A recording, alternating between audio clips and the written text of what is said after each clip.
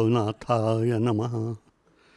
परमहंस सद्गुरु स्वामी मकरंदनाथाय नमः.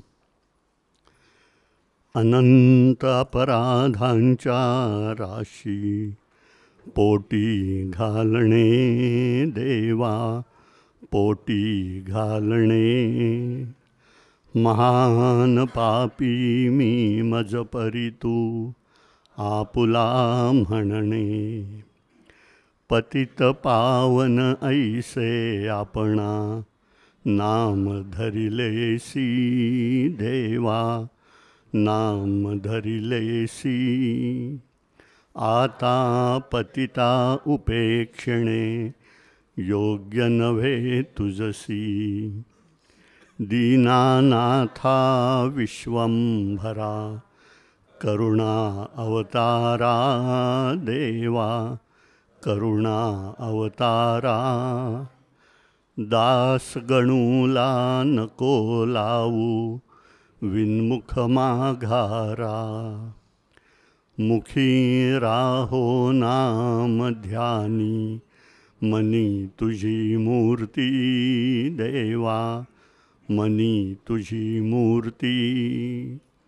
घडो कीर्तन सेवा देवा सदैव या हाती. प्रतिवर्षासी वारी रामा पंढरीसी होवो देवा, पंढरीसी होवो. तुझिया समचरणांचा प्रेमा वाढत की जावो. साधू संतांची ती होवो, साधू संतांची ती होवो. सदैव मज भेटी देवा, सदैव मज भेटी. दास गणू म्हणे वसती राहो गोदेच्या काठी. करुणी विनवणी पायी ठेवितो माथा पायी, ठेवितो माथा. परिसावी विनंती माझ्या पंढरीनाथा, माझ्या द्वारकानाथा.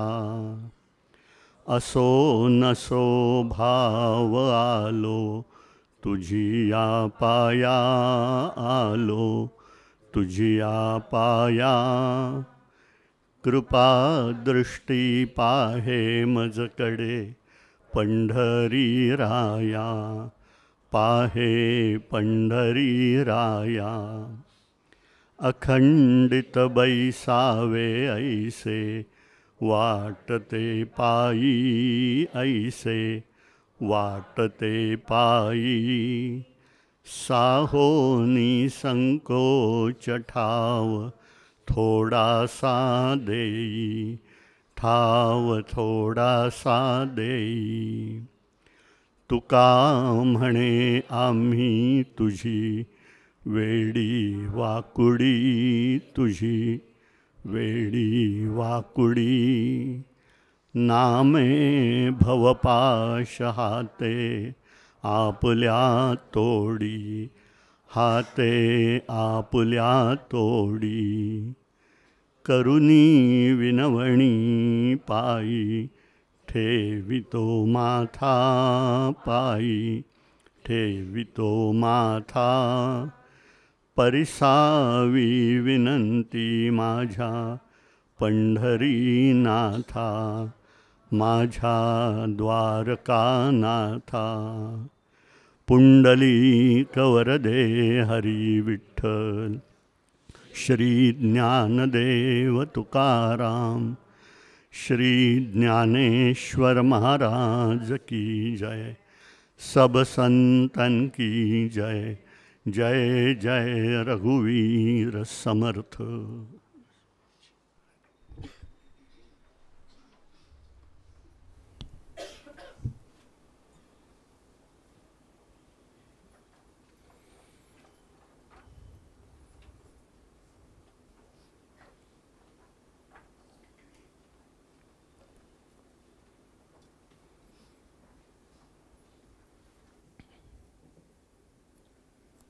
हरी हरी हरी. आज सद्गुरू सहवासाचा जो कार्यक्रम आहे तो आपली केंद्र खरं म्हणजे 5व्या रविवारी बंद असतात, पण हा सद्गुरू सहवासाचा कार्यक्रम 5व्या रविवारी देखील घ्यायचा असं मी ठरवलं. 5व्या शनिवारी देखील घ्यायचा असं मी ठरवलं. याचं कारण तुम्ही तरुण मंडळी या कार्यक्रमाकरता येता आणि तशी येणं मला अपेक्षित आहे. तसंच तुमच्या मुलांकरता इथं बालकेंद्र आपल्या पसायदानच्या ध्यान मंदिरामध्ये आपण घेत असल्यामुळं दोघांनाही उभयता इथं येण्याची सोय आहे. हाही एक या केंद्राचा फायदा आहे असं मी म्हणेन. मुकुंदराव आलेत का? मुकुंदराव नाही ना आलेले?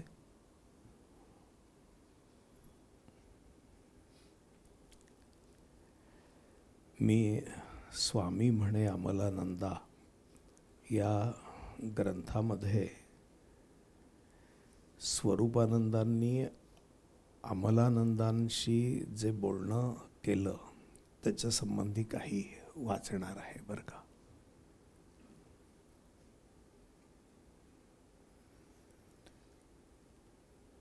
नोकरीतील कटकटी वाढू लागल्या, पण श्रींच्या पत्राने मामा निर्धास्त होते.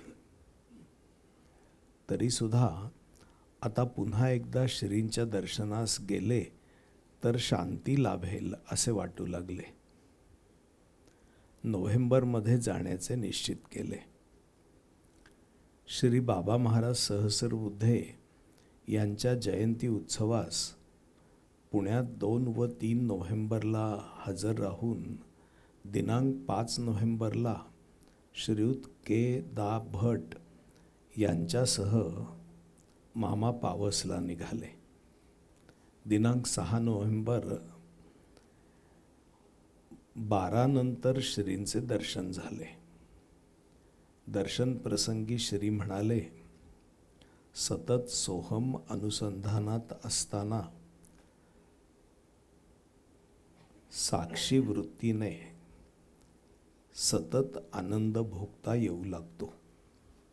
स्वरूपानंद कसं बोलत असत ते लक्षात येतं.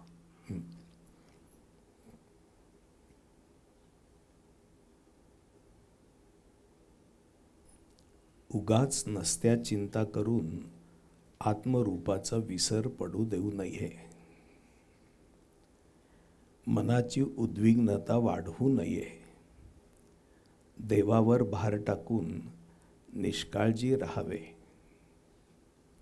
हे ऐकून मामांना प्रसन्नता वाटू लागली. नंतर श्रींनी मामांना ज्ञानेश्वरी अध्याय 14 श्लोक 26 वाचावयास सांगून त्या खालील सर्व ओव्या वाचावयास सांगितल्या. त्या ओव्यांचा अर्थ एकाच शब्दात सांगताना श्री म्हणाले, सर्व तोच आहे. सर्व सृष्टी त्याचेच रूप आहे. दूध, दही, लोणी, तूप मूळ एकच. नंतर प्रतिबिंबवनी बिंबवरी प्रभेची जैसी उजरी तैसी सोहम वृत्ती अवधारी तैसी होय. ऐसेनी मग परस्परे जे सोहम वृत्ती ते सोहम वृत्ती जई अवतरे तै तियेही सकट सरे आपैसया. भक्त हा ईश्वरापासून वेगळा राहतच नाही. ज्याच्या ठायी सोहम भाव अखंडित आहे अशा भक्ताचा तो सोहम भावही शेवटी ईश्वराच्याच ठायी तदाकार होऊन सोहम वृत्तीही मावळते व तो आत्मरूपच होतो. ज्ञाता, ज्ञेय, ज्ञान सर्व एकरूपच होते. हीच खरी एकनिष्ठ भक्ती. स्वरूपानंद असं म्हणाले की परमात्माच सर्व काही झाला आहे आणि सर्व सृष्टी ही परमात्म्याचंच रूप आहे. दुधापासूनच मग दही, लोणी, तूप, पण दूध मुळात एकच. त्यामुळं या सर्वांचं मूळ एक दूधच आहे. आणि मग त्यांनी जी ओवी सांगितली, प्रतिबिंबवनी बिंबवरी प्रभेची जैसी उजरी. सूर्याचा प्रकाश हा जर पाण्यात पडला तर पाण्यातून तो परावर्तित होतो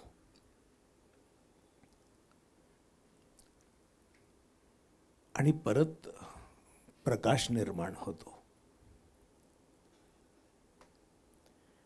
किंवा चंद्राचा प्रकाशात तळ्यामध्ये पडला तर तळ्यामध्ये चंद्राचा प्रकाश पडून चंद्रही दिसतो आणि चंद्राच्या चांदण्यामुळं तळ्याचा भागही अजून उजळला जातो.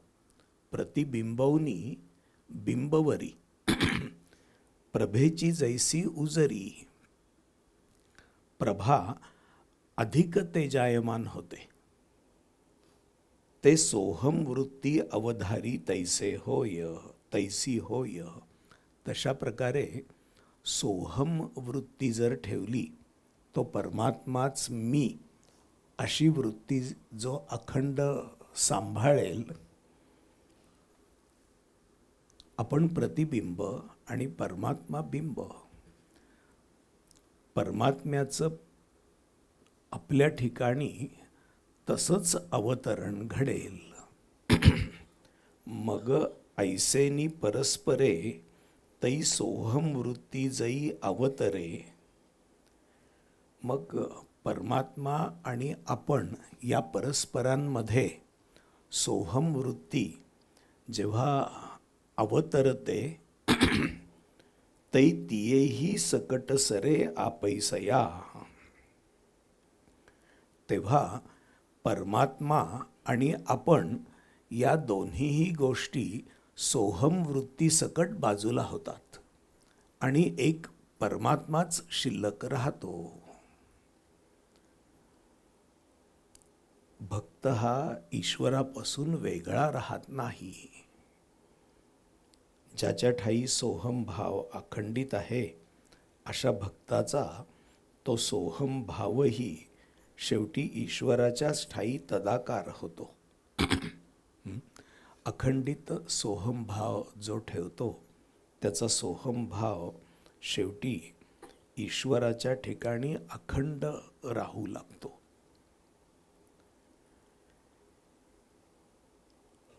आणि ईश्वराच्या ठिकाणी तदाकार होऊन सोहम वृत्तीही मावळते.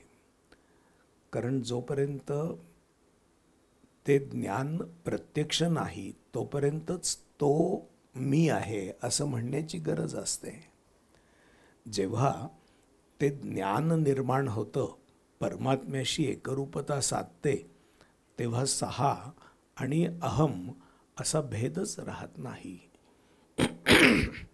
व तो आत्मरूपच होतो. ज्ञाता, ज्ञेय, ज्ञान सर्व एकरूपच होते. ज्ञाता म्हणजे आपण, जो सोहम सोहम असं म्हणत असतो तो ज्ञाता.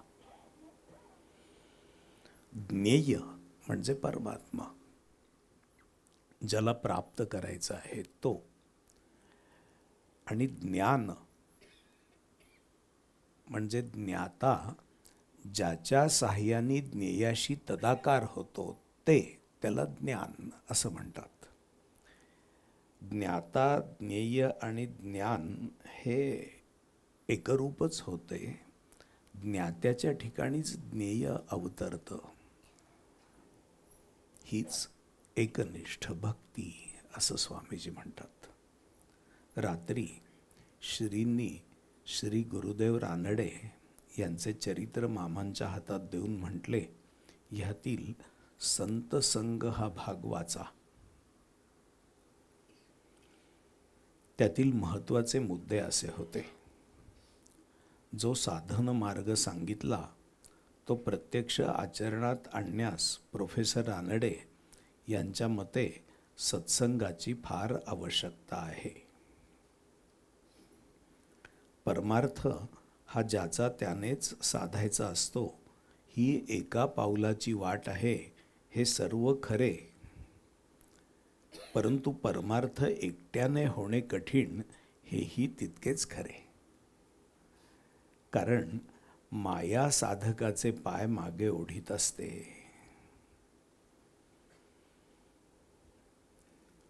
साधकाबरोबर जेव्हा सद्गुरू असतात तेव्हा साधकाचे पाय माया मागं ओढू शकत नाही.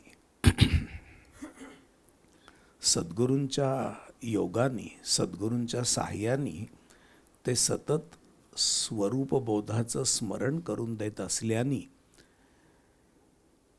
मायेमध्ये अडकणं हे निष्फळ आहे असं साधकाच्या लक्षात येतं.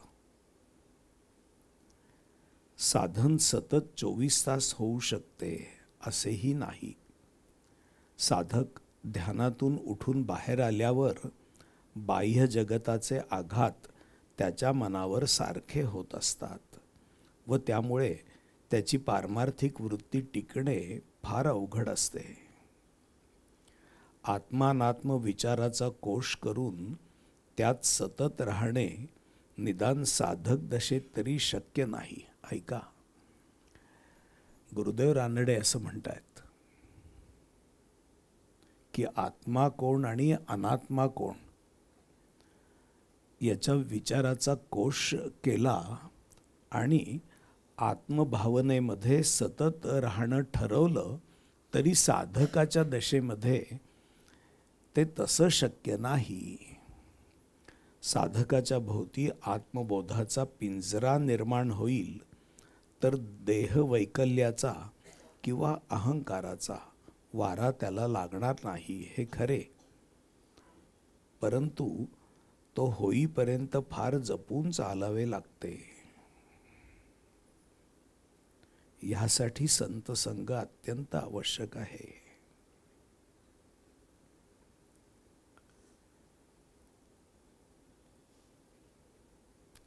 अहंकाराचा वारा लागणार नाही म्हणून आत्मबोधाचा पिंजरा जोपर्यंत निर्माण होत नाही, आणि हा निर्माण व्हायला वेळ लागतो.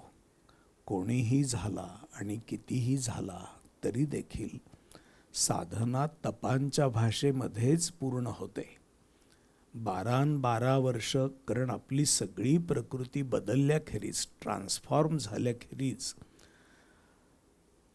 खऱ्या रीतीने आत्मबोध टिकत नाही. निर्माण होतो पण टिकवणं अवघड जातं.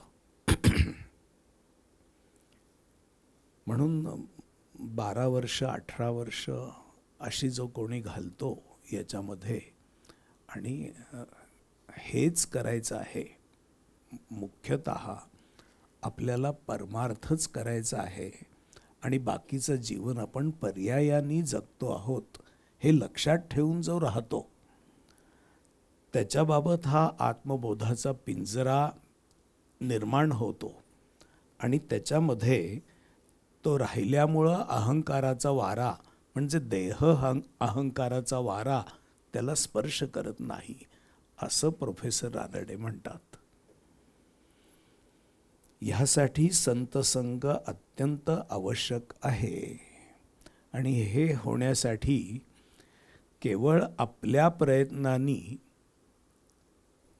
उपयोग फारसा होत नाही. संत संगाखेरीज ही गोष्ट शक्य नाही असं गुरुदेव रानडे म्हणतात. प्रोफेसर रानडे यांच्या पारमार्थिक जीवनाचा इतिहास पाहिल्यास त्यांनी वारंवार गुरुगृही राहून संत संघाचा लाभ घेतल्याचे स्पष्ट दिसते. गुरुदेव रानडे काय करायचे, वर्षातून साधारणपणाने एकदा 1.5-2 महिने सद्गुरूंकडं जाऊन, म्हणजे उमदीकर महाराजांकडं जाऊन राहत असत. आणि उमदीकर महाराज अथवा अंबुराव महाराज जी प्रवचनं करत असत त्या प्रवचनांचं श्रद्धापूर्वक श्रवण करत असत.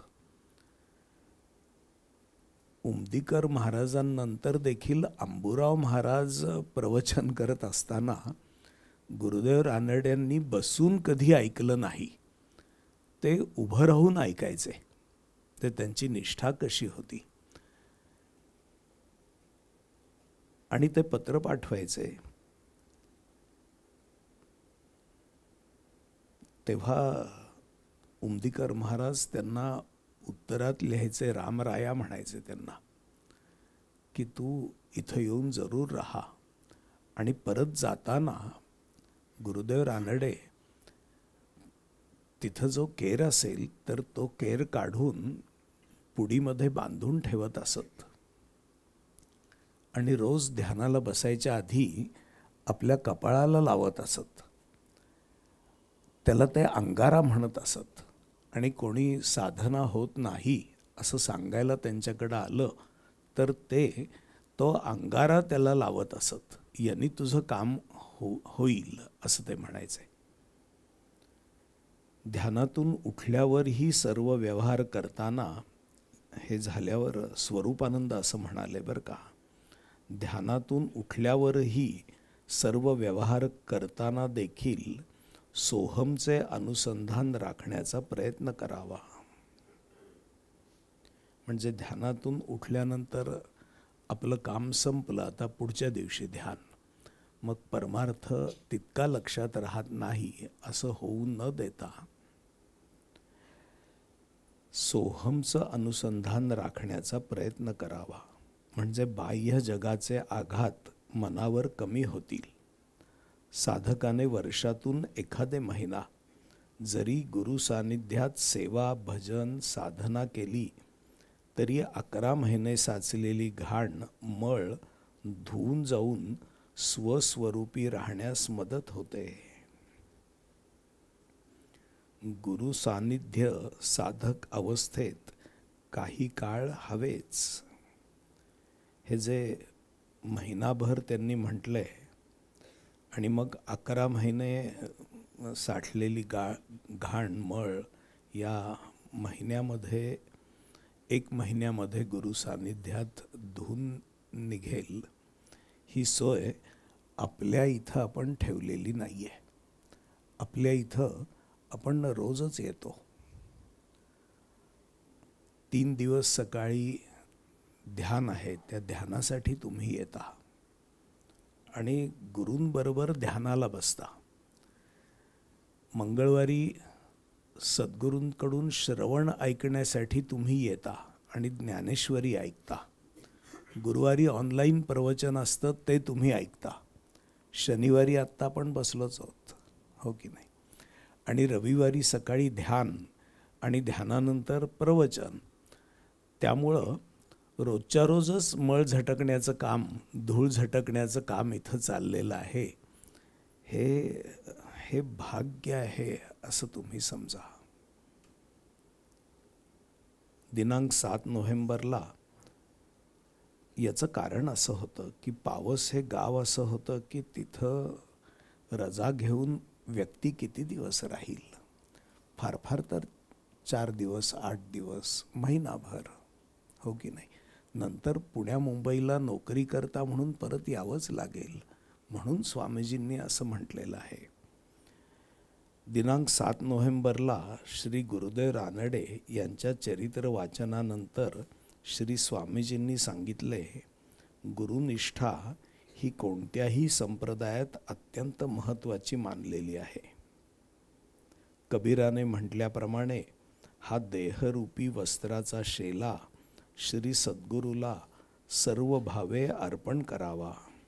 सोहमरूपी उभ्या व आडव्या धाग्यांनी हे वस्त्र विणले जाते.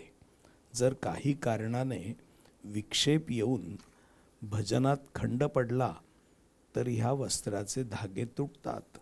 ते परत सांधून घेऊन रोज नित्यनेमाने वस्त्र विणून जीवनयात्रेचे महावस्त्र गुरुस सर्व भावे अर्पण करावे.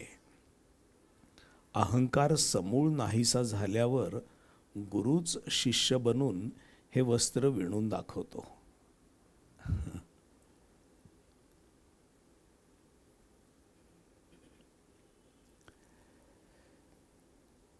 कबीर वस्त्र विणत असत आणि वस्त्र झाल्यानंतर इतके नामस्मरणात तल्लीन होऊन वस्त्र विणत असत की नामाच्या अनुसंधानामुळं प्रतिक्षिप्त क्रियेप्रमाणे त्यांचं विणण्याचं काम सहज होत असे.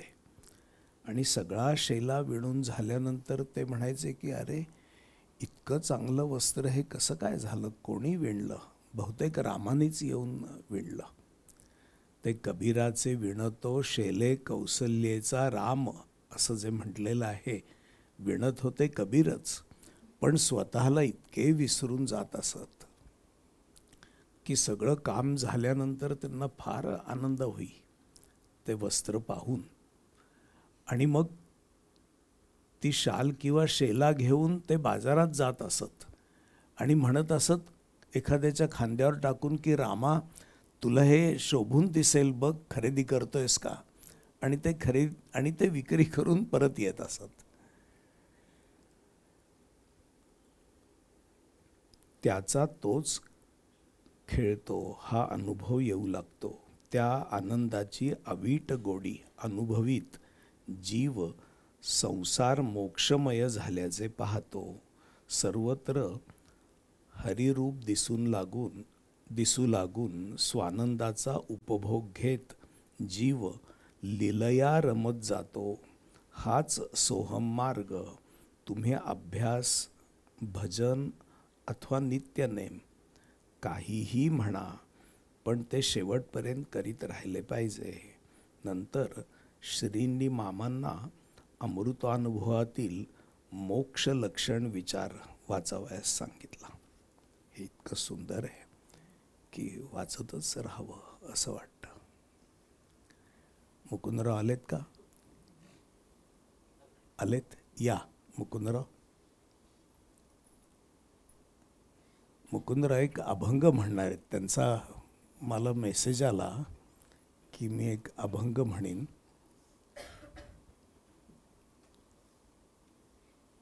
खुशकीच्या मार्गाने आले.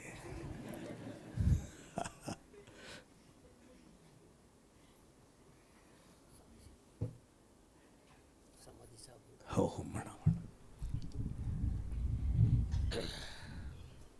ताई मंजू आणि वृंदा आल्यात ना? हो. हे झालं की मी मंजूला बोलायला सांगणार आहे. आणि जर बोलायचं असेल अजून काही आठवण म्हणून तर तू किंवा वृंदाही बोलू शकाल. पण तुम्हाला मी हे आयत्या वेळेला सांगतोय. मंजूला फोन करून सांगितलं होतं. एकनाथ महाराजांनी रचलेला समाधीचा अभंग मी म्हणतोय. समाधी घेतली आळंदी, समाधी घेतली आळंदी, भोवती शोभे सिद्ध मांदी, भोवती शोभे सिद्ध मांदी, समाधी घेतली आळंदी, समाधी घेतली आळंदी. सन्मुख उभे अजान वृक्ष, देव येती देती साथ, सन्मुख पुढे अजान वृक्ष देव येती देती साक्ष भोवती शोभे सिद्ध मांदी भोवती शोभे सिद्ध मांदी समाधी घेतली आळंदी समाधी घेतली आळंदी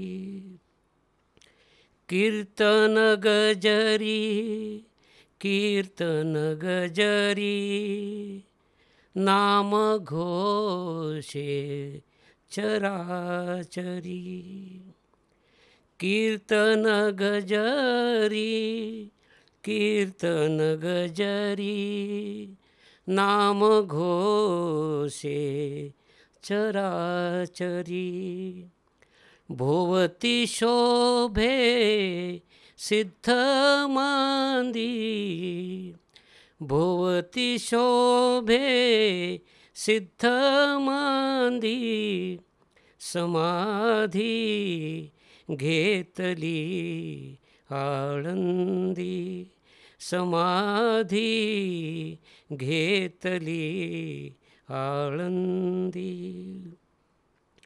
ऐसा सोहळा आनंद एका जनार्दनी नाही भेद ऐसा सोहळा आनंद एका जनार्दनी नाही भेद भोवती शोभे सिद्ध मांदी भोवती शोभे सिद्ध मांदी समाधी घेतली आळंदी समाधी घेतली आळंदी समाधी घेतली आळंदी घेतली आळंदी. हरी हरी फारच छान. ज्ञानेश्वर महाराजांनी घेतलेल्या या समाधीचं आकर्षण महाराष्ट्रामध्ये कायमच राहिलं आणि दिवसेंदिवस अधिकाधिक ते वाढतं आहे असं मला वाटतं. ज्ञानेश्वरांनी समाधी घेतली तेव्हा सगळे संत जमा झालेले होते. त्या काळात जे होते, त्या काळात जे संत होते त्याच्यामध्ये निवृत्तीनाथ आणि नामदेव हे त्यातल्या त्यात पुढं असत. नामदेव हे वयाने साधारण मोठे होते आणि निवृत्तीनाथ ज्ञानदेवांचे थोरले बंधू होते. तरी देखील चोखा मेळ्यांपासून जनाबाईंपासून सर्व संत आळंदीला एकादशी करता म्हणून पंढरपूरची एकादशी झाल्यावर जमा झाले. आपण समाधी घेणार असल्याचं ज्ञानेश्वर महाराजांनी आधीच सांगून ठेवलेलं होतं.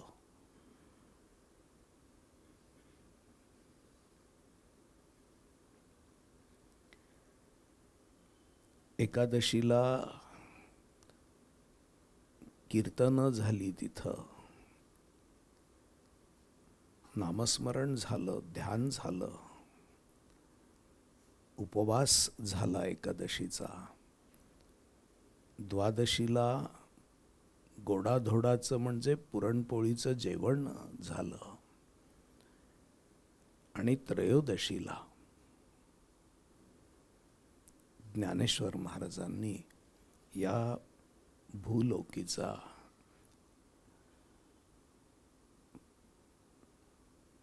प्रत्यक्ष देहानी निरोप घेतला.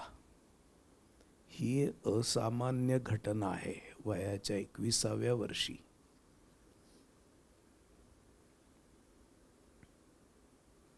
आणि त्याचं वर्णन नामदेवांनी ते उपस्थित असल्यामुळं लिहून ठेवलेलं आहे. त्यांचे अभंग आहेत समाधीपर. आणि हा अभंग एकनाथ महाराजांनी लिहिलेला आहे.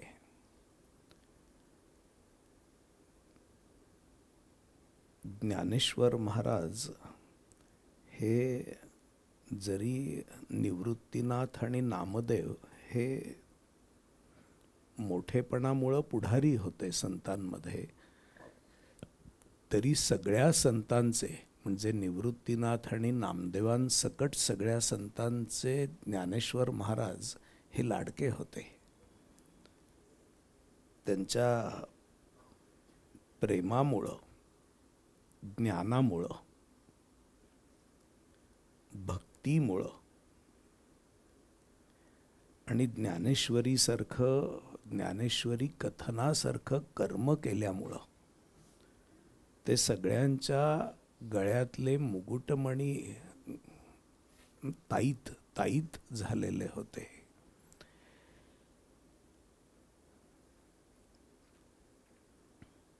ज्ञानेश्वर महाराजांची समाधी हा कासावीस करणारा असा प्रसंग आहे. ये मंजू, मी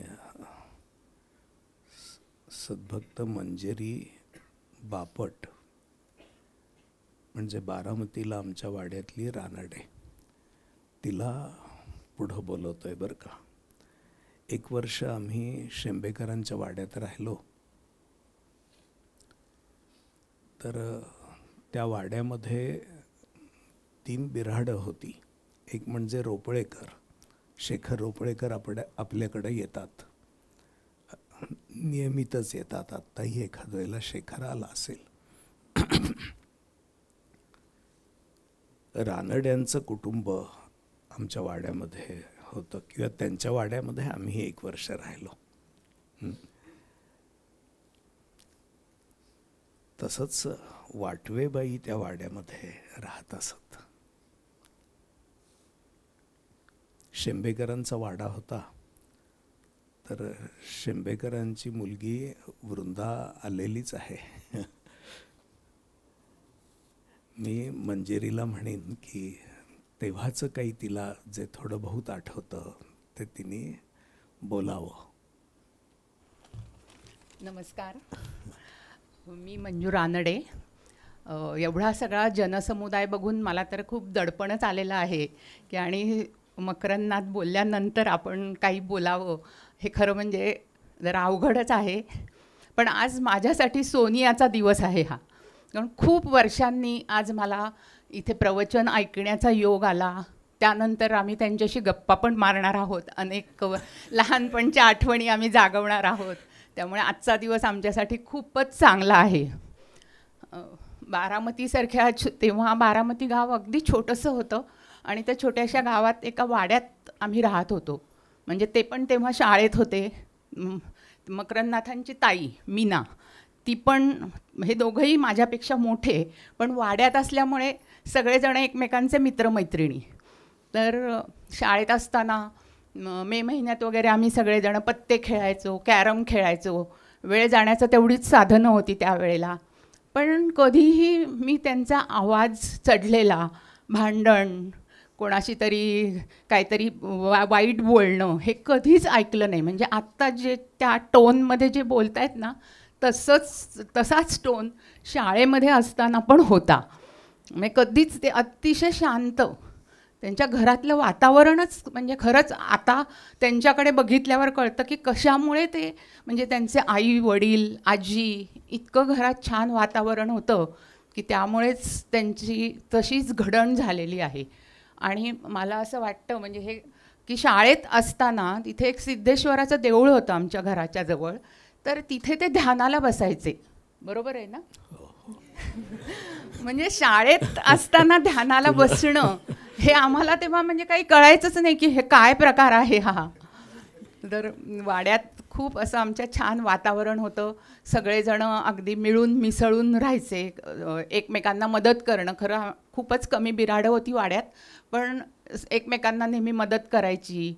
कोणाची कडे काही अडचण असेल तर त्याच्यासाठी आपण धावून जायचं. आपण जर बाहेर गेलो, कोणाचं काय आणायचं असेल तर आणायचं. हे जे आता सगळं दुर्मिळ झालेलं आहे ते वाड्यामुळे आम्हाला सगळ्यांनाच चांगल्या ह्याने मिळालं. आणि घर तर म्हणजे ना, तेव्हा वाड्यात आम्ही सगळेच 2 खोल्यामध्ये राहत होतो.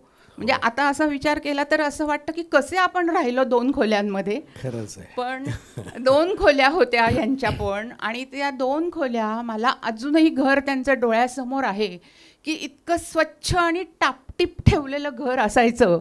अजूनही मला आश्चर्य वाटतं की कसं काय. अर्थात घरं तेव्हा छोटीच होती त्यामुळे ते तसं ठेवणं भागच होतं. आणि आता कसं झालं आहे, आपल्याकडे ते प्रॉब्लेम ऑफ प्लेंटी झालेला आहे, त्यामुळे इतकं सामान आहे आपल्या घरात की आपलं घर असं नीटनेटकं राहूच शकत नाही. तर ते मला त्यांचं घर आठवतं आहे, त्यांची आई, त्यांचे वडील आणि विशेषतः त्यांच्या आजी. त्यांना आम्ही सगळेजण माई म्हणायचो. त्या म्हणजे असा सात्विक चेहराच मी पाहिलेला नाही.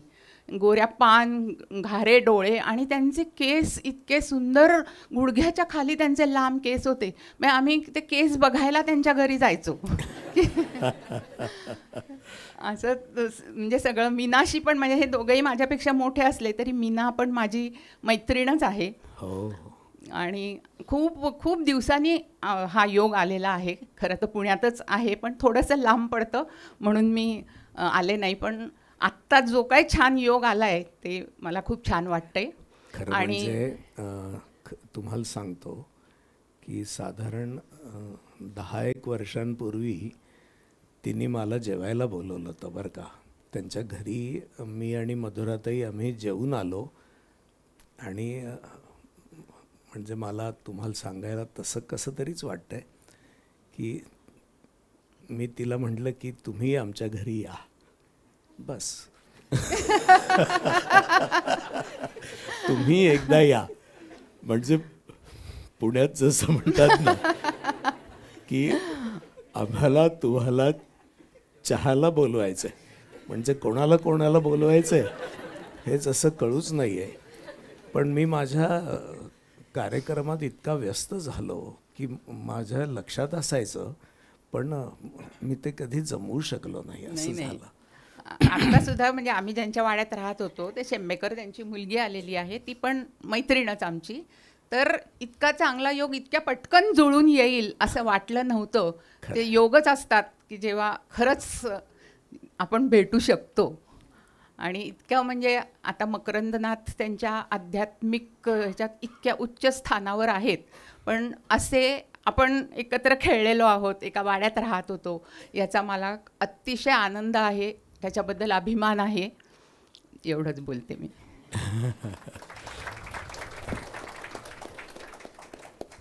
वृंदा, बोलशील काही? ये.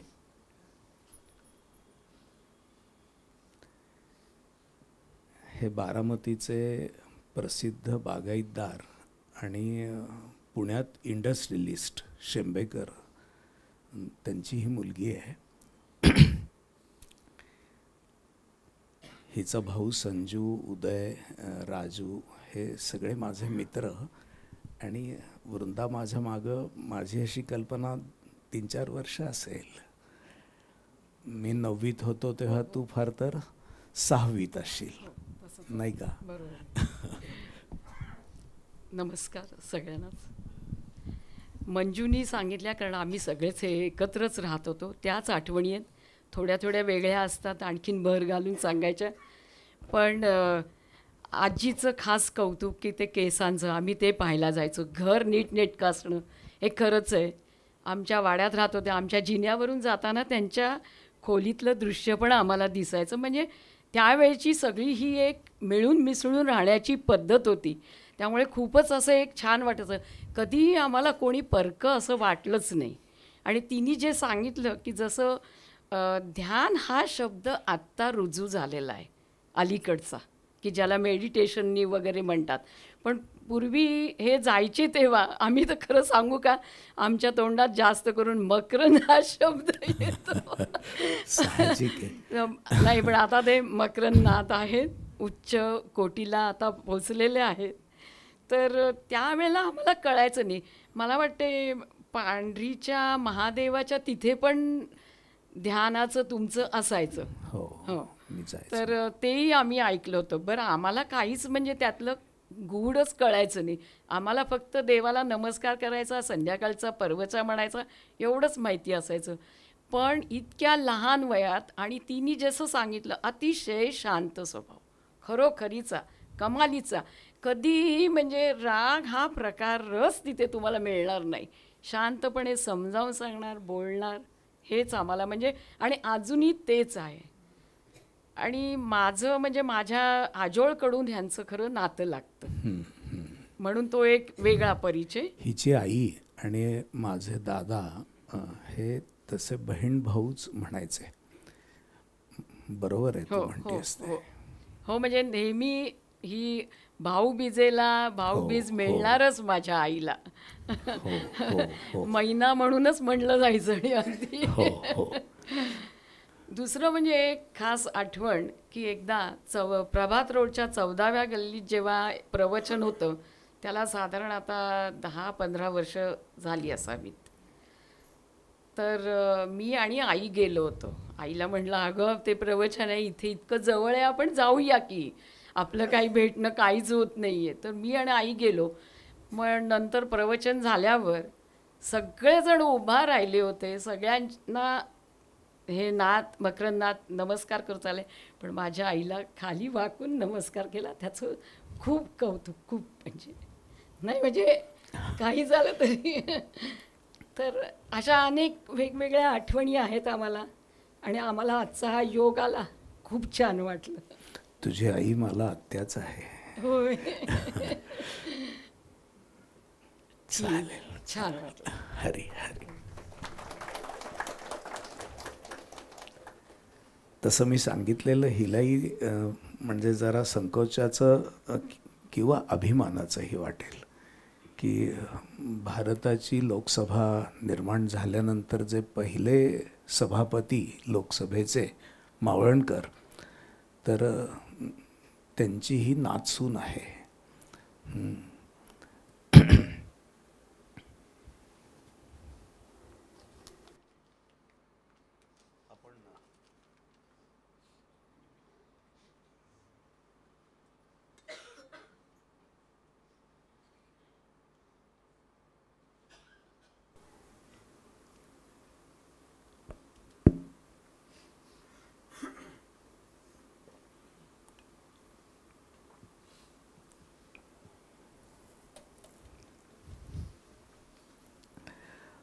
रविवारच्या प्रवचनामध्ये प्रवचन संपता संपता मी एक साधना अगदी 5-7 मिनिटात घेतली.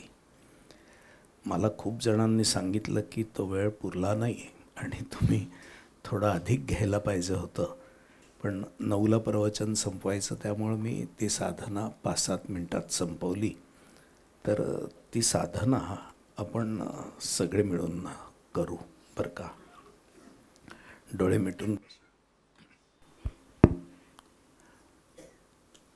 डोळे मिटून बसूया. एक मिनिटभर अगदी शांत, मन ही शांत,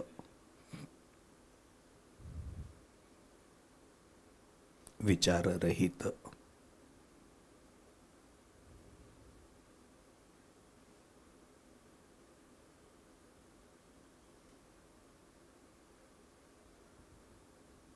एक मिनिट जमतं.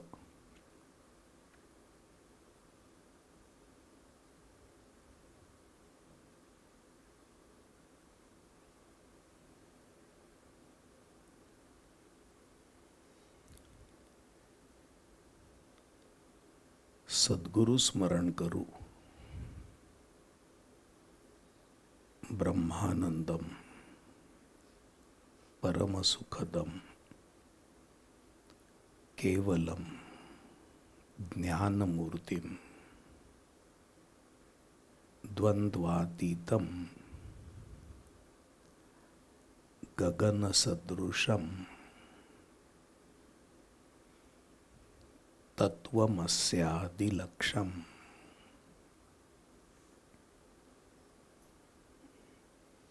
एकम नित्यम विमलमचलम सर्वधी साक्षीभूतम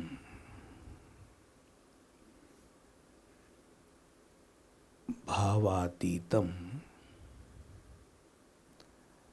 त्रिगुणरहितम सद्गुरुं तम नमामि.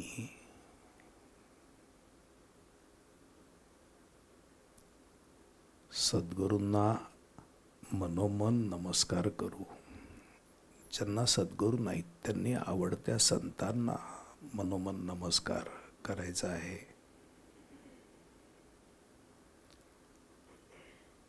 आणि सद्गुरूंचा जो मुख्य उपदेश तो म्हणजे ते परमात्म तत्वच तू आहेस, तत्वम असि.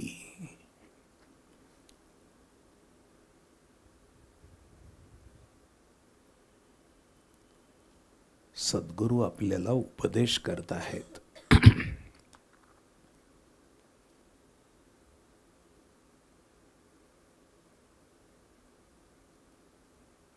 अज अव्यय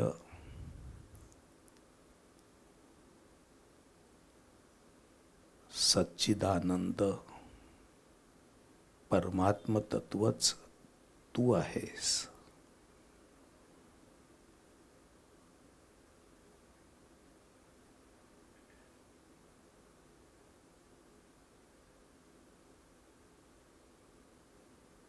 आणि आपण सद्गुरूंना प्रतिसाद देतो आहोत. सोहम अस्मी इति.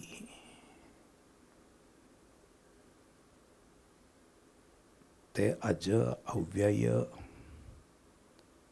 सच्चिदानंद परमात्म तत्वच मी आहे. मी याचा अर्थ जीव, जीव चैतन्य, देह मन बुद्धी नाही.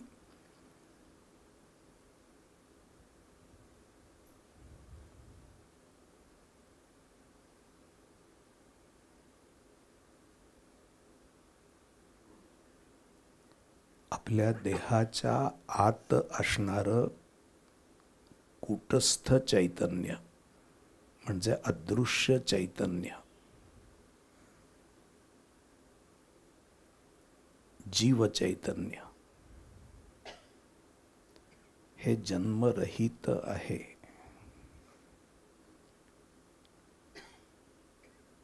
मृत्यूरहित आहे.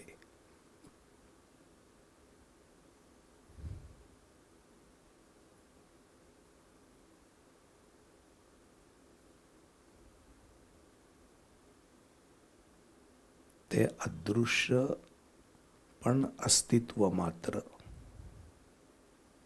अव्यक्त पण अस्तित्व मात्र सत स्वरूप आहे.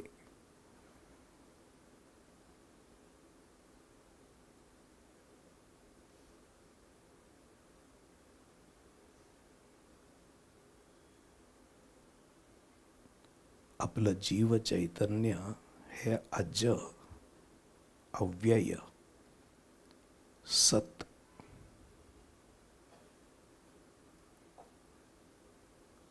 शुद्ध अस्तित्व स्वरूप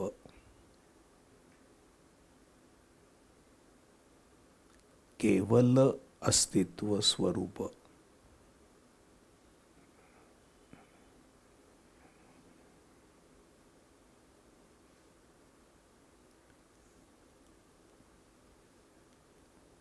आणि एवं गुणविशिष्ट सत हे जाणणारं देखील ते सत्तत्वच आहे चित या गुणाने. जो सत आहे तोच जाणीव रूप देखील आहे, ज्ञान रूप आहे.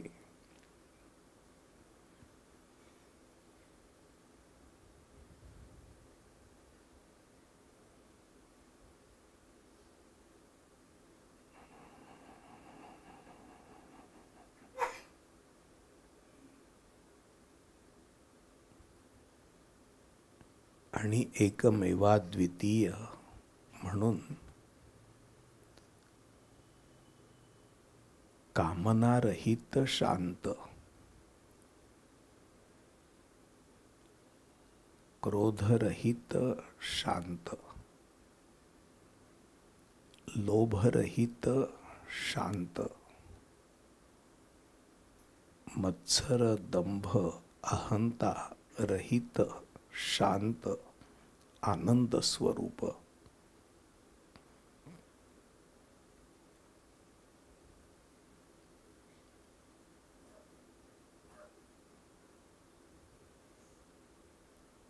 कूटस्थ जीव चैतन्य हे सच्चिदानंद परमात्म स्वरूपच आहे. तो परमात्माच मी आहे. मी परमात्म स्वरूप आहे. चिदाकाशात लक्ष म्हणजे मस्तकाच्या पोकळीत.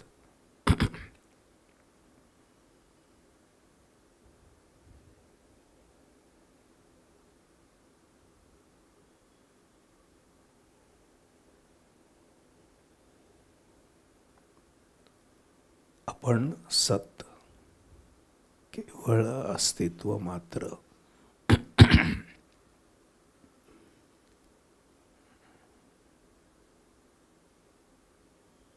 देहरहित अस्तित्व चिदाकाशात, जाणीव रूप अस्तित्व.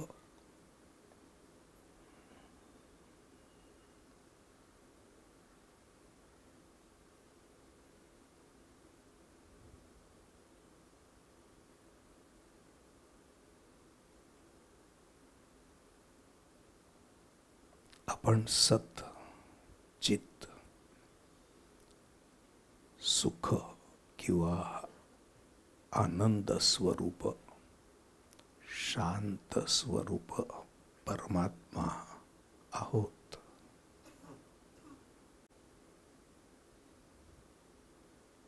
हे वाक्य मनातल्या मनात म्हणा, चिदाकाशात पाहून.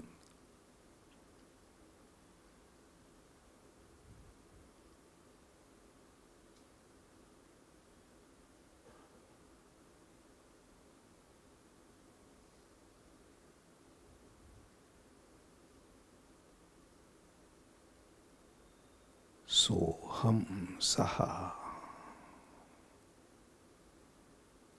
तो परमात्माच मी आहे. आता मी आणि तो परमात्मा यात फरक नाही, त्यामुळं एक परमात्माच अवस्थित आहे चिदाकाशात लक्ष. सच्चित आनंद स्वरूप.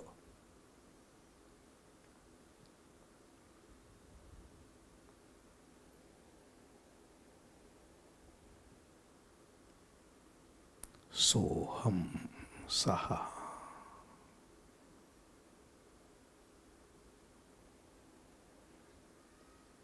या परमात्म ज्ञानाने सोहम भावामध्ये चिदाकाशात राहायचं आहे. मी तुम्हाला 2 मिनिटं देतो, मी काही बोलणार नाही.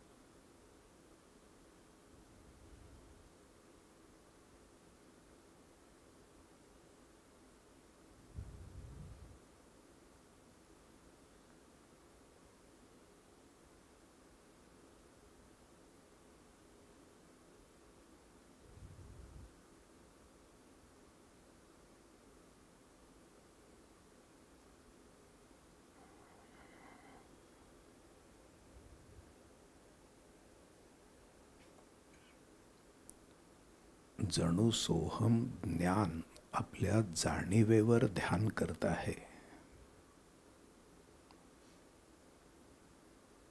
जाणीव स्वरूप मी चिदाकाशात सोहम ज्ञानाने प्रभावित झालेला आहे.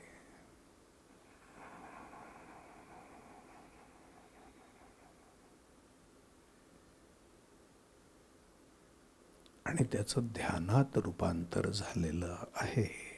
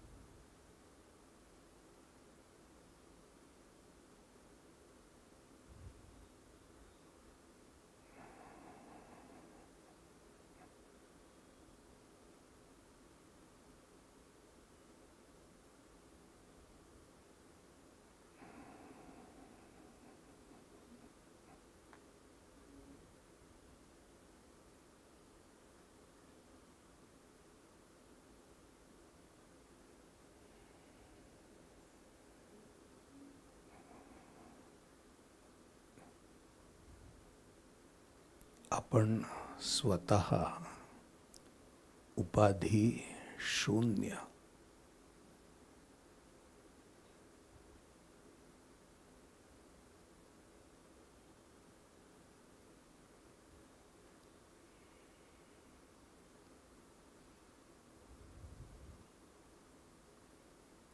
सत चित आनंद प्रेम शांत स्वरूप परमात्मा होऊन राहिलो आहोत.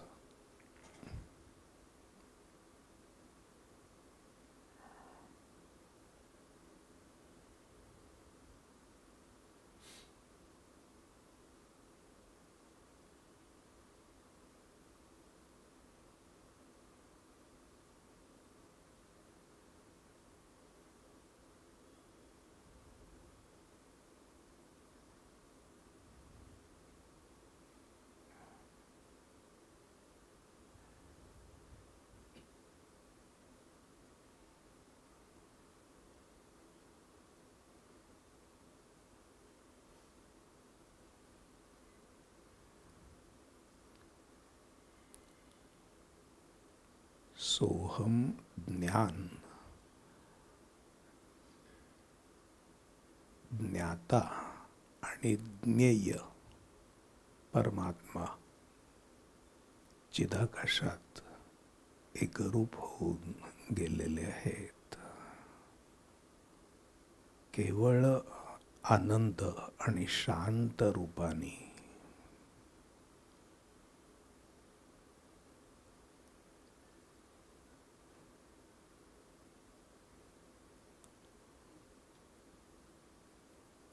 आपण आहोत.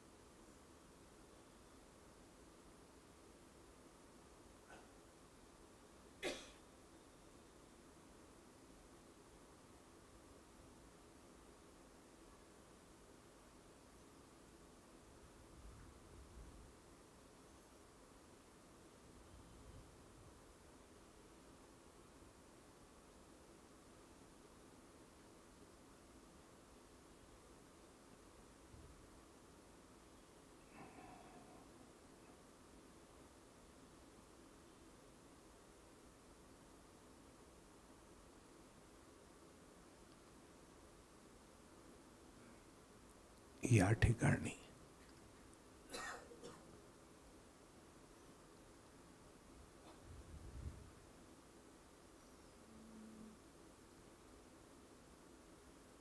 परमात्म स्वरूपाशी एकरूपता आणि सद्गुरूंशी एकरूपता, ब्रह्मानंदम परमसुखदम केवलम ज्ञानमूर्तिम आदी गुरुतत्वाशी सोहम भावाने एकरूपता.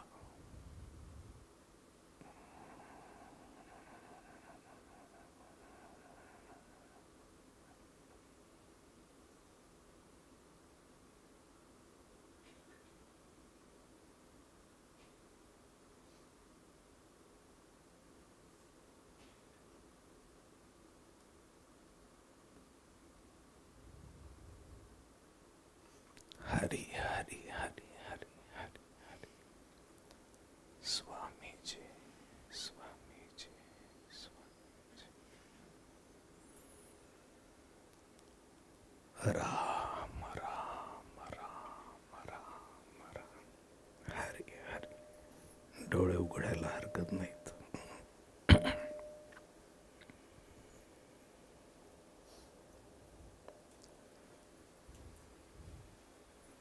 शांत होऊन परमात्म स्वरूपाचं चिंतन करावं.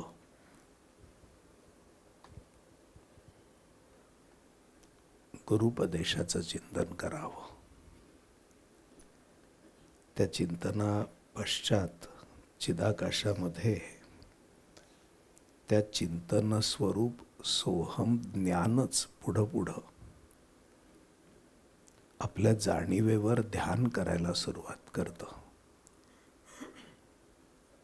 आणि उपाधी शून्य स्वरूप आत्मा केवळ शिल्लक राहतो. सोपं आहे. परमार्थ अवघड नसून कसं करायचं हे माहीत नसतं, एवढीच अडचण असते. पण आपण जर केलं तर आपल्याला ते सहज शक्य आणि सुखदायी असं ठरतं. हरी हरी. आपण स्वामी माधवनाथांच्या आठवणी शेवटी ऐकणार आहोत. सद्भक्त वृंदाताई.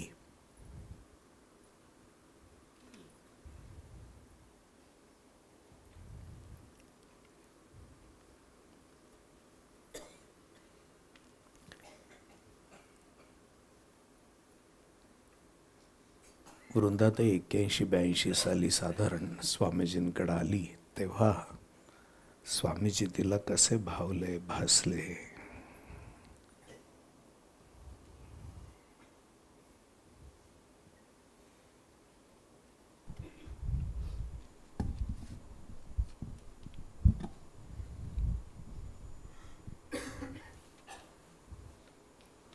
परमहंस सद्गुरु स्वामी माधवनाथाय नमः.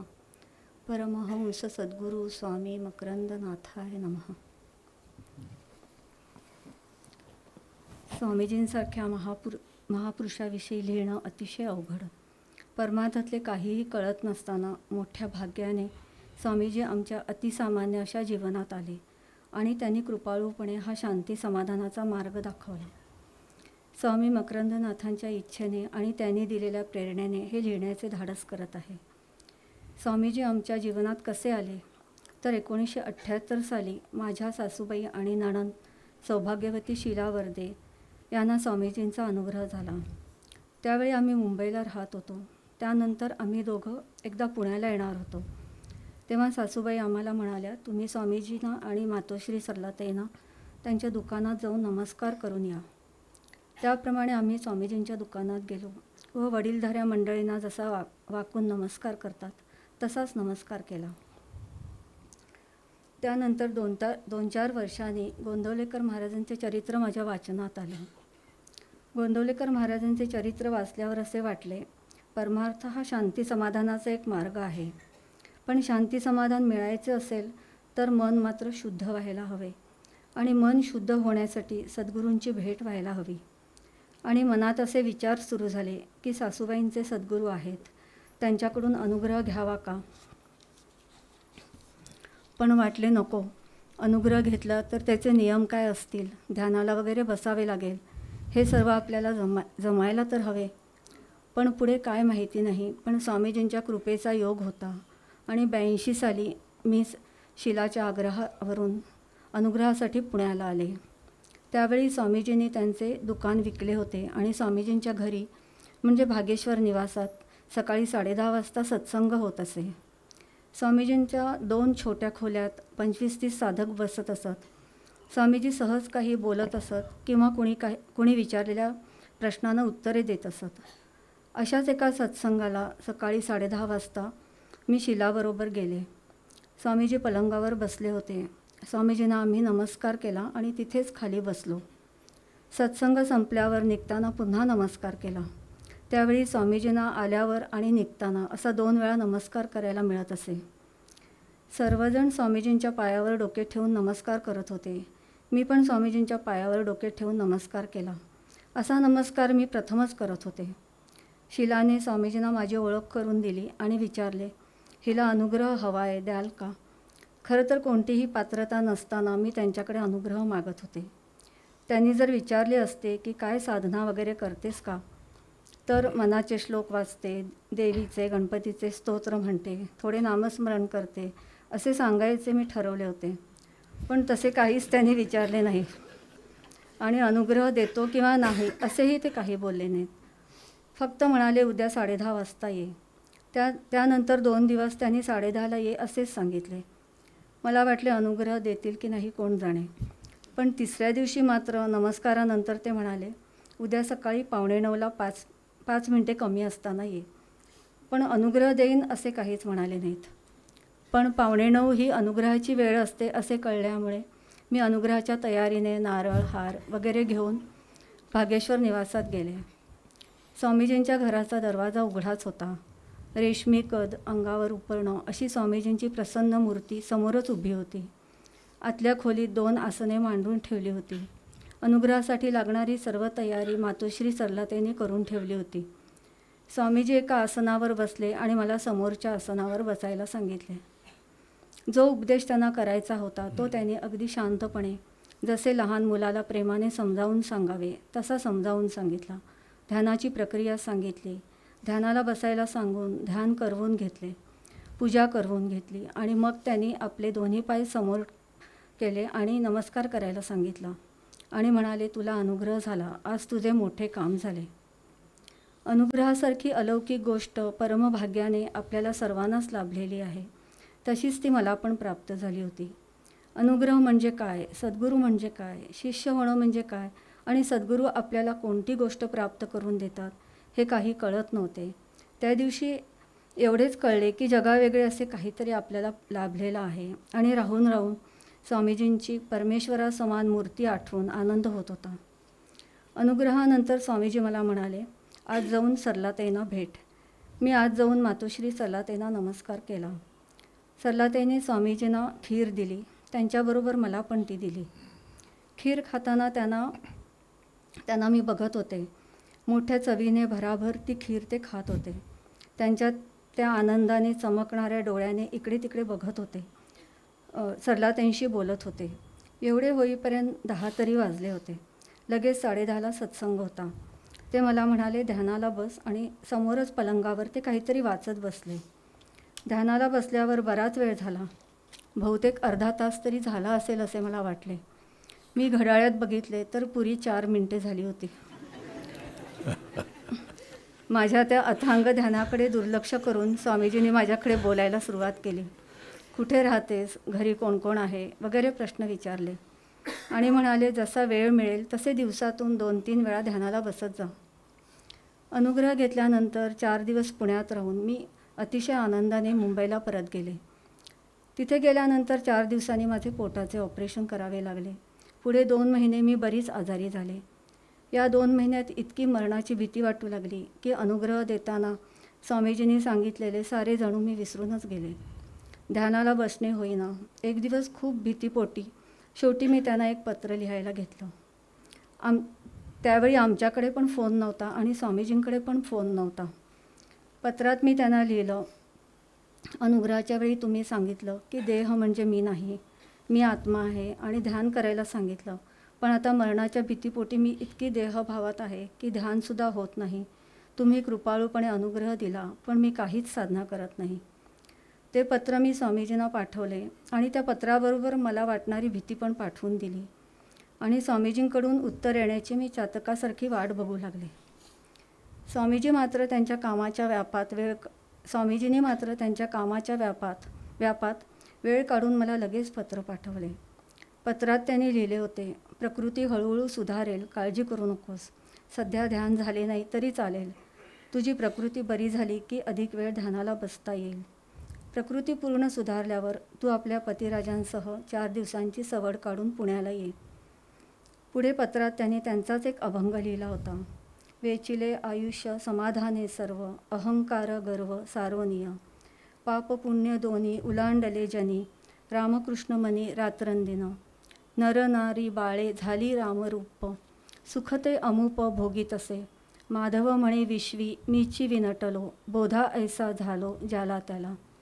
या अभंगात स्वामीजी जे म्हणतात, बोधा ऐसा झालो ज्याला त्याला, तसेच ते खरोखरच आमच्या जीवनाचा बोधरूपी आधार होऊन राहिले.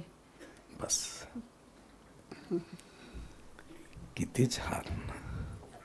हरी हरी.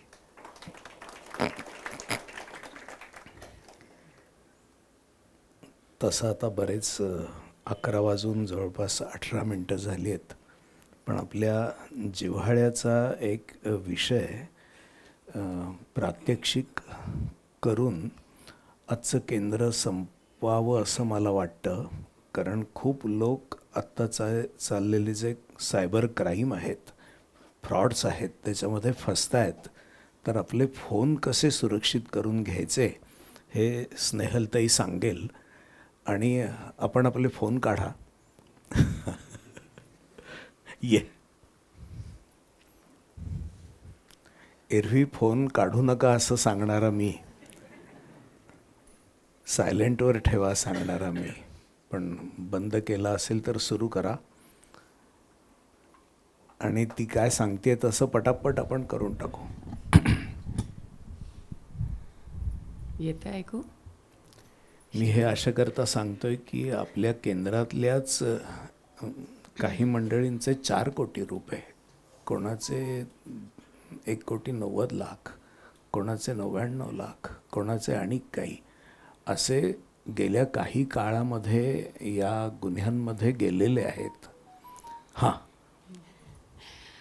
मागच्या वेळेला जसं सांगितलं तसं व्हॉट्सॲपमध्ये काही आपले सेटिंग्ज आहेत ते आपण चेंज करूया.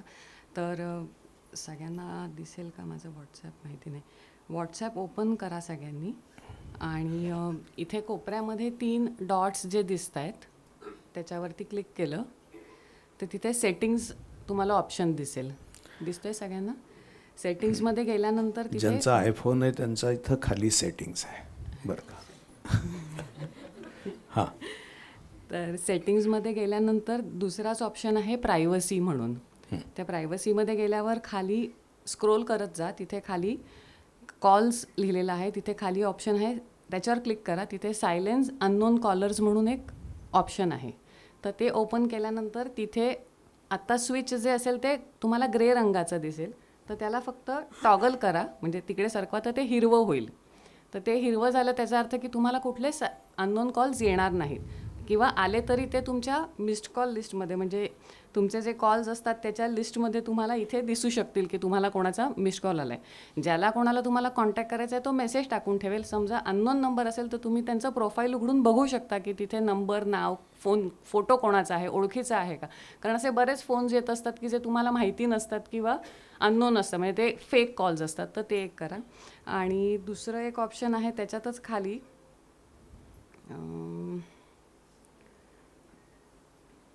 ॲडव्हान्स्ड, प्रायव्हसीमध्येच ॲडव्हान्स्डमध्ये आहे. तर तिथे तुम्हाला समजा खूप आता काही लोकांचे नंबर्स असतात की ज्याला मार्केटिंगचे खूप मेसेजेस येत असतात, ज्याच्यामध्ये तो मेसेज अगदी असा असतो की हाय हाव आर यू, किंवा खूप दिवस झाले बोलणं नाही, म्हणजे तो असा मेसेज असेल की तुम्हाला वाटेल की ते अगदी तुमच्या ओळखीचं कोणीतरी आहे, पण ते मेसेजेस फ्रॉड असतात. किंवा पार्ट टाईमसाठी तुम्हाला मेसेजेस येऊ शकतात की तुम्ही एवढा वेळ काम करा, तेवढा वेळ तुम्हाला पैसे मिळतील, आणि त्याच्यात लोक बरेच पैसे देतात. तर तिथे पहिला जो ऑप्शन आहे ब्लॉक अननोन अकाउंट मेसेजेस, तर त्याच्यात तो ट्रॅक करतो की ह्या नंबरवरून म्हणजे असे तुम्हाला खूप फ्रॉड मेसेजेस येत राहत आहेत का, तर तो फक्त तेवढा हे टॉगल स्विच केला तर तुमचे ते अकाउंट म्हणजे जे अननोन अकाउंटवरून जे मेसेजेस येणार आहेत ते बंद होतील. आणि तिसरी गोष्ट, आता माझ्याकडे नेमका अननोन कोणाचा नंबर आलेला नाही आहे, तर म्हणजे असे तिथे हिरवा हे करून हिरवं टाकायचं. करायचं, ते हिरवं करायचं, म्हणजे तुम्हाला ते फ्रिक्वेंटली जे येणारे मेसेजेस आहेत ते पण बंद होतील. आणि बाकी IP ॲड्रेसेस अँड कॉल्स ते ठीक आहे, तुम्ही एवढं कोणाला बाहेर फोन करत नसाल तर ते फोन्स नाही तुम्ही म्हणजे ते टॉगल नाही केले स्विचेस तरी चालणार आहे. कुठलं वालं? पण करत असो नसो ते बंद करायला सांगितलंस तर ठीक आहे, म्हणजे त्याने काही असा फार विशेष आत्ताच्या ह्याच्यात फरक पडणार नाही. ठीक आहे. त्यामुळे महत्त्वाचा जो आहे ते पहिला जो आहे तो राहील.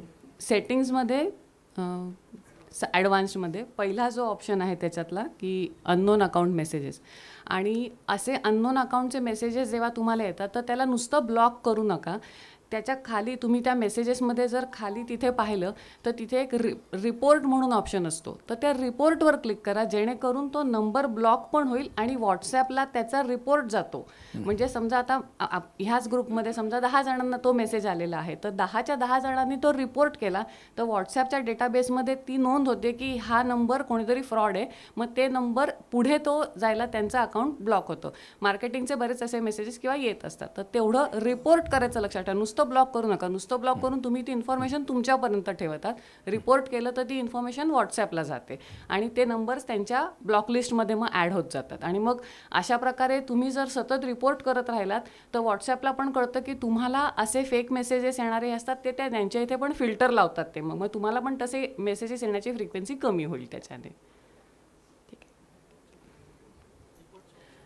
कुठला अननोन नंबरवरून मेसेज आला असेल एखादा ना, तर त्याच्यात खाली असतो, तेव्हा असतो. आत्ता माझ्याकडे तो नेमका आलेला नाही आहे ना, तर मी तसं दाखवलं असतं. कुठलं? सॉरी, पहिल्यापासूनचं.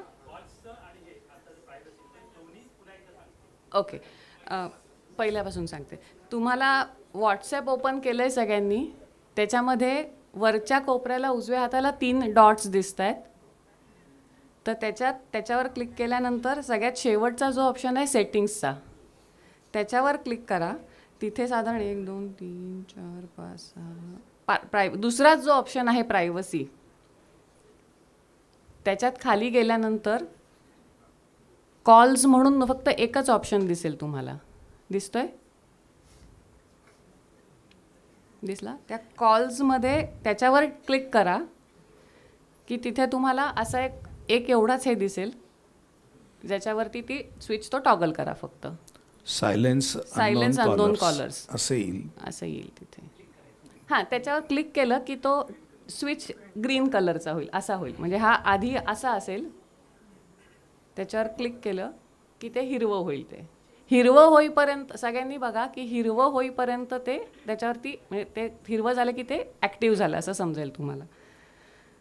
आणि त्याच्या खालीच तुम्ही गेलात तर शेवटून दुसरा ऑप्शन आहे ॲडव्हान्स्ड म्हणून. त्यातला पहिला जो ऑप्शन आहे ब्लॉक अननोन अकाउंट मेसेजेस, दिसतोय? तर त्याचं पण परत तसंच स्विच ते उजवीकडे फिरवा, म्हणजे ते हिरवं होईल. एकच पहिलंच फक्त करा.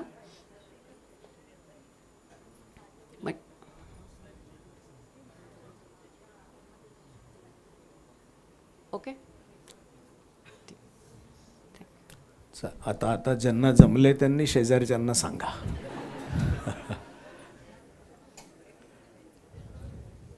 ही फार महत्त्वाची गोष्ट असल्यामुळं आपण सगळ्यांनी केली म्हणजे एवढे सगळे लोक या फसवाफसवीतून निदान सुटावेत अशी भावना माझी आहे.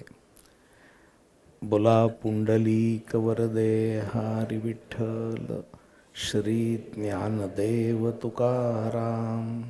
श्री ज्ञानेश्वर महाराज की जय. परमहंस सद्गुरु स्वामी स्वरूपानंद महाराज, हंस सद्गुरु स्वामी माधवनाथ महाराज की जय, सब संतन की जय. जय जय रघुवीर समर्थ. काही निवेदन आहेत. श्रीराम. जगद्गुरू श्री ज्ञानेश्वर महाराज यांनी नुकतीच संजीवन समाधी घेतली. त्या निमित्ताने आपण ज्ञानदेव पाठ उद्या सकाळी गणेशपुरम येथे 7 ते 8 सकाळी ध्यान झाल्यानंतर नाचत आनंदात म्हणणार आहोत. पुरुष वर्गाने या कार्यक्रमाला येताना झपालेंगा आणि डोक्यावर टोपी अशा पद्धतीने यायचं आहे. तसंच भगिनी वर्गाने पारंपरिक भारतीय वेशामध्ये इथे यायचं आहे. ज्या साधकांना खाली बसता येत नाही त्यांच्यासाठी आपण खाली सोय केलेली आहे. खाली खुर्च्या ठेवणार आहोत आणि खाली आपल्याला नाचता येईल, तसंच मधून बसता देखील येईल. मुख्य हॉलमध्ये खुर्ची असणार नाही आहे, त्यामुळे ज्यांना मांडी घालून ध्यानाला बसता येतं आणि पूर्ण वेळ नाचता येतं अशाच साधकांनी मुख्य हॉलमध्ये यावं ही नम्र विनंती. येताना आपली ज्ञानदेव पाठाची प्रत आपल्याबरोबर आपण आठवणीने घेऊन यावी. आणली नाही तर विकत मिळेल म्हणा. दरवर्षीप्रमाणे त्याची सोय आपण ग्रंथविक्री समिती करते, आपण ती इथे विकत घेऊ शकतो. अजून एक निवेदन आहे. स्वामीजींचे काही जुने चांगले फोटो खाली पार्किंगमध्ये ठेवलेले आहेत. ज्या साधकांना इच्छा आहे त्यांनी ते फोटो घेऊन जावेत. तसंच ऐच्छिक काही आपल्याला द्यायचं असेल त्या फोटो घेतल्याबद्दल तर ते आपण दानपेटीमध्ये टाकावं. नमस्काराच्या संदर्भातलं निवेदन आहे. परमपूजनीय स्वामीजींना आज जे साधक प्रथमच आलेले आहेत अथवा ज्यांची अनुग्रहाची पूजा आहे अथवा जे परगाहून अथवा परदेशातून आलेले आहेत अशा साधकांनीच नमस्कारासाठी रांगेत उभं राहावं. परमपूजनीय स्वामीजी 5 मिनिटात फ्रेश होऊन येथे परत येतील. निवेदन संपले.